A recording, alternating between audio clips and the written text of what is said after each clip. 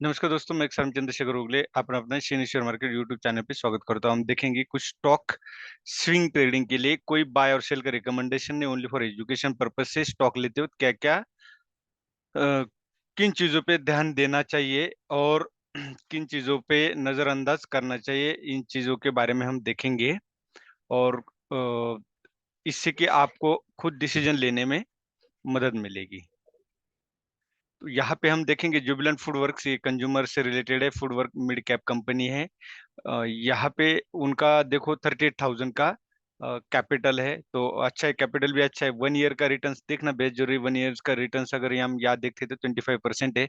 Maximum stock ये बहुत ज्यादा रिटर्न्स दे चुके हैं, लेकिन जुबिलेंट फूडवर्क में अभी भी कुछ बाकी है रिटर्न्स देने की। तो वो हम देखेंगे। इसका अगर फाइनेंशियल स्टेटमेंट देखते हैं तो यहाँ पूरा ग्रीन है। इंडस्ट्री रेवेन्यू ग्रोथ भी अच्छा है इनका, इंक्रीजिंग मार्केट शेयर भी अच्छा है, और हायर इंडस्ट्रियल नेट इनकम भी अच्छा है। रेवेन्यू देखा जाए तो इंक्रीज हुआ है कंटिन्यूअसली, उसमें नेट इनकम देखा जाए तो उतनी इंक्रीज नहीं हुई है जितना कि यहाँ रेवेन्यू इनकम हुआ है। इसका मतलब क्या है, उन्होंने कुछ मार्जिन कम किया है, जिसको बोलते हैं ना, प्रॉफिट कम किया है, जिससे कि सेल और बढ़ सके, और वही हुआ है यहाँ, वही होते हुए नजर आ रहा है। और ईपीएस है जो हमें जरूरत है, ईपीएस ईपीएस का इंक्रीज होना, और यहाँ पे ईपीएस बढ़ता हुआ नजर आ रहा है। कैश फ्लो अगर हम यहाँ देखते हैं तो कैश फ्लो भी इनके पास पॉजिटिव है।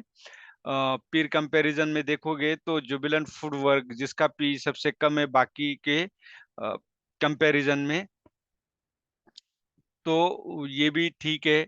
लेकिन जो प्राइस है उसकी वो 18 गुना है, इसको आपको ध्यान में रखना पड़ेगा। होल्डिंग अगर हम यहाँ देखते हैं तो होल्डिंग में कोई चेंजेस नहीं हुए। लो प्लेज प्रमोटर होल्डिंग है। ये म्यूचुअल फंड ने इंक्रीज किया है और एफआई ने डिक्रीज किया है। 41% का इनका प्रमोटर का होल्डिंग है, आप यहाँ देख सकते हो। तो इसका मतलब म्यूचुअल फंड ने होल्डिंग किया है तो कुछ तो अच्छा है जो जून में किए बड़ा है। अब डेट टू इक्विटी रेशियो हम देखेंगे जुबिलेंट फूड का।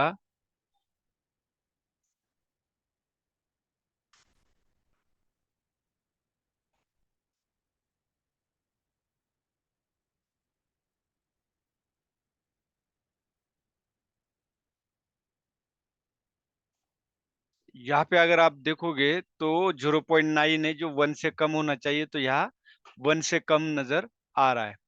उसके बाद जुबिलेंट फूड वर्क का ऑलरेडी मैंने दिया हुआ था, दोबारा क्यों दे रहा हूँ इसके पीछे का रीजन भी मैं आपको दिखाता हूँ टेक्निकल एनालिसिस पे। यहाँ पे देख सकते हो, ये आपको एक हेड एंड शोल्डर पैटर्न नजर आ रहा है। मैंने तो ये हार्मोनिक पैटर्न से इसका टारगेट निकाला है, लेकिन यहाँ पे एक हेड एंड शोल्डर पैटर्न नजर आ रहा है, आप यहाँ देख सकते हो, बिल्कुल क्लियर। इसलिए ये दोबारा रिकमेंड कर रहा हूँ। और स्टॉप लॉस बहुत छोटा है इसका। स्टॉप लॉस अगर आप यहाँ देखते हो तो ये जो लाइन है मेरी 551 की, तो 550 का स्टॉप लॉस होगा, और आप करंट प्राइस पे एंट्री कर सकते हो। फर्स्ट टारगेट 716, 716, उसके बाद देन नेक्स्ट। अब नेक्स्ट एशियन पेंट है, उसका हम चेक नहीं करेंगे। फंडामेंटल एशियन पेंट आपको पता ही है।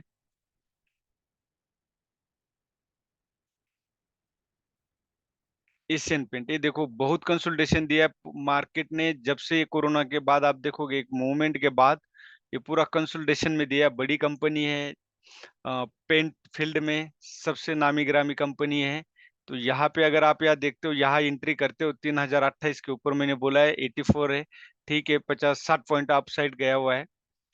तो आप इसको भी बाय के लिए देख सकते हो। वॉल्यूम बड़ा है, ये कंसोलिडेशन के बाद एक बुलिश कैंडल ने ब्रेकआउट दिया है, तो यहाँ से आपको अच्छा खासा प्रॉफिट मिलने की चांसेस है। 3422 का मैंने फर्स्ट टारगेट दिया है, लेकिन ये बहुत ही ज्यादा अपसाइड जाने की, क्योंकि देखा जाए तो जो बहुत दिनों से इसने भी कोई प्रॉफिट नहीं दिया है, तो अब ये मुझे लगता है अपसाइड जाने की उम्मीद मुझे इसमें नजर आती है।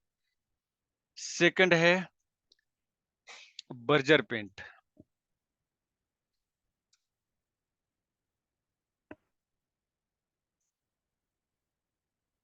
ये भी पेंट सेक्शन की मिड कैप कंपनी है। 64,217 करोड़ का इसका कैपिटल है। और यहाँ पे 1 ईयर रिटर्न्स इसका काफी कम है, देखोगे तो माइनस है। 1 मंथ रिटर्न देखोगे तो 9% है, कुछ ज्यादा नहीं है। फाइनेंशियल अगर हम यहाँ देखते हैं तो इसका सेम सिर्फ lower than industry, net income ये इंडस्ट्री के कंपेयर में कम है। रेवेन्यू इसका भी सेम बढ़ता हुआ नजर आ रहा है, और नेट इनकम भी इसकी बढ़ती हुई नजर आ रही है। ईपीएस भी इसका बढ़ता हुआ नजर आ रहा है। तो फ्री कैश फ्लो यहाँ देखते हैं तो फ्री कैश फ्लो भी पॉजिटिव है। फिर कंपैरिजन में हम यहाँ देखते हैं तो पेंट सेक्शन में इसका पी रेशियो सबसे ज्यादा है, ये एक नेगेटिव पॉइंट है। और 11 गुना हम इसका 12 गुना इसका पेमेंट अभी कर रहे हैं अगर इस प्राइस पे हम लेते हैं तो। ये हो गया बर्जर पेंट का। होल्डिंग अगर हम यहाँ देखते हैं तो होल्डिंग में आपको प्रमोटर होल्डिंग कांस्टेंट है, प्लेज नहीं है। एफआई ने डिक्रीज किया, लेकिन डीआई ने इंक्रीज किया, म्यूचुअल फंड ने। तो इसका मतलब कुछ तो है, और प्रमोटर होल्डिंग भी अच्छी है। डेट टू इक्विटी रेशियो यहाँ अगर हम देखते हैं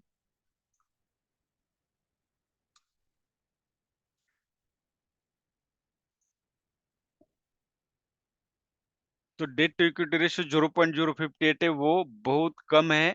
तो ये भी चलेगा हमें। तो ये हो गया बर्जर पेंट का। बर्जर पेंट का हम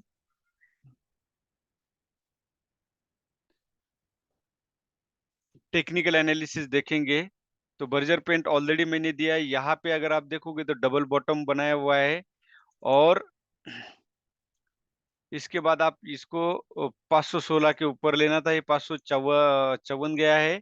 440 इसका स्टॉप लॉस होगा, 669 इसका फर्स्ट टारगेट होगा, और सेकंड टारगेट जो है वो होगा 806 का। तो आप इसको भी बाइंग के लिए कंसिडर कर सकते हैं। इसने भी आपने देखा होगा 1 ईयर में निगेटिव रिटर्न्स दिए हैं। सारे स्टॉक ने, मैक्सिमम स्टॉक ने रन किया है।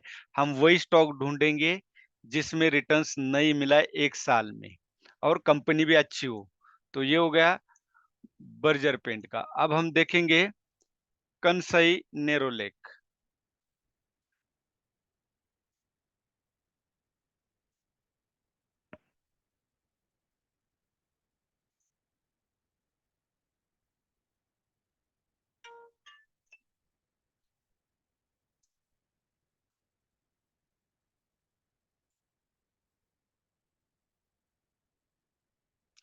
कंसाई नेरोलेक का डेट टू इक्विटी रेशियो आप देख सकते हो 0.0271 है।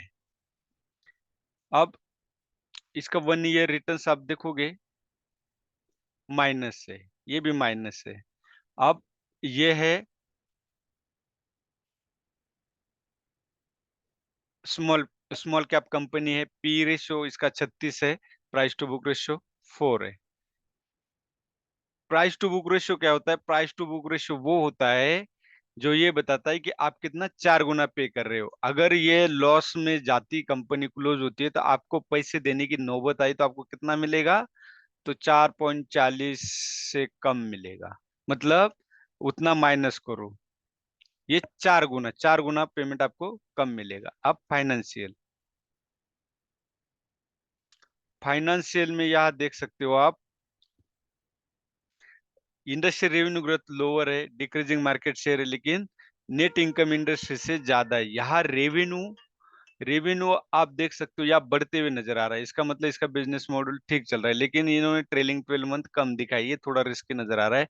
नेट इनकम जो है वो भी बढ़ती हुई नजर आ रही है। यहाँ 2024 में तो एकदम से नेट इनकम बढ़ी हुई है, और ट्रेलिंग 12 मंथ में इन्होंने कम दिखाई, कम यह इनका अनुमान है। और कैश फ्लो याद देखते हैं तो हम कैश फ्लो नजर आता है पॉजिटिव, ये भी जरूरी। कैश फ्लो का मतलब क्या होता है? कैश फ्लो होता है कि अगर आपके पास कैश नहीं है तो आप कोई भी बिजनेस चलाना आपके लिए मुश्किल होगा, और लोन पे लेकर के आप कैसे चलाना इतना आसान नहीं होता, उसमें टाइम वेस्ट होता है, और जो ऑर्डर्स होती है वो टाइमली कंप्लीट नहीं कर पाते। अब कंसर्न नेरोलेक पेंट का अगर आप पी रेशियो देखोगे तो इन एशियन हो, बर्जर हो या इंडिगो, इनसे इनके कंपेयर में बहुत ही कम है। और प्राइस टू बुक रेशियो भी इनके कंपेयर में बहुत कम है, 4.40। और होल्डिंग यहाँ देखेंगे, होल्डिंग कोई प्लेज नहीं है, कांस्टेंट है। म्यूचुअल फंड होल्डिंग कांस्टेंट है, एफआई की होल्डिंग भी कांस्टेंट है। मतलब नहीं बढ़ाई तो भी डिक्रीज तो नहीं की एफआईडीआई ने, इसका मतलब इस पेंट में भी दम है। तो इसका हम देखेंगे अभी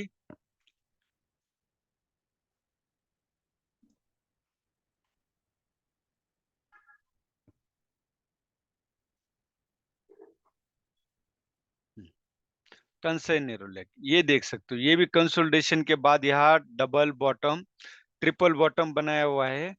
ये जो असेंडिंग ट्रेंड लाइन है ये ब्रेक तो हुई थी यहाँ, लेकिन सस्टेन नहीं हो पाई। इसका मतलब ये ट्रेंड लाइन बहुत इंपॉर्टेंट है और इसी का सहारा ये ले रहा है। और अप साइड आप देखो, ये जो डाउन साइड यहाँ से जाना चाहिए था, लेकिन बार बार इसकी ये सपोर्ट ले रहा है, तो ये लाइन भी वीक हो चुकी है। ऐसी बात नहीं कि नहीं है, क्यों बार बार इसको टच किया हुआ है इस रेंज को। लेकिन यहाँ वॉल्यूम देखोगे तो बहुत ज्यादा मात्रा में वॉल्यूम इसमें बड़ा है। आरएसआई भी ठीक है, 50-60 से नीचे है, तो अच्छा है एंट्री करने के लिए। और कैंडल आप देख सकते हो किस तरह की बुलिश है। अगर प्रीवियस आप जाके पीछे देखोगे तो आपको यहाँ पे एक नजर आती है 22 में, अगस्त 22 में। उसके बाद इतनी बुलिश कैंडल आपको यहाँ कहीं भी नजर नहीं आएगी। तो आपको इस पेन पे भी ध्यान देना चाहिए। इस जो डिसेंडिंग ट्रेंड लाइन इसका एक बार ये रेजिस्टेंस ले सकती है। तो इसीलिए 360 का मैंने फर्स्ट टारगेट, सेकंड 427 का है। ये है, इस तरह से एनालिसिस करते देखना क्या क्या है बाय करते वक्त किन चीजों पे ध्यान देना चाहिए, ये मैं आपको एकदम संक्षिप्त में एक्सप्लेन करने की कोशिश की है। होप कि आपको ये चीजें समझ में आएगी। सेकंड थिंग जो मैं आपको बता रहा हूँ, मेरे भरोसे बाय नहीं करना है क्योंकि मुझे कोई अथॉरिटी भी नहीं। सेकंडली जो मैं बाय करता हूँ वो किन चीजों पे ध्यान में रख के बाय करता हूँ, ये आपको दिखाने की कोशिश की, जिससे कि आप सीख जाओगे और आप न्यूज बेसिस पे कोई स्टॉक नहीं खरीदोगे, खुद एनालिसिस करोगे। छोटा मोटा गलती होगी शुरू में, लेकिन आपको ये बात बन जाएगी, सीख जाओगे।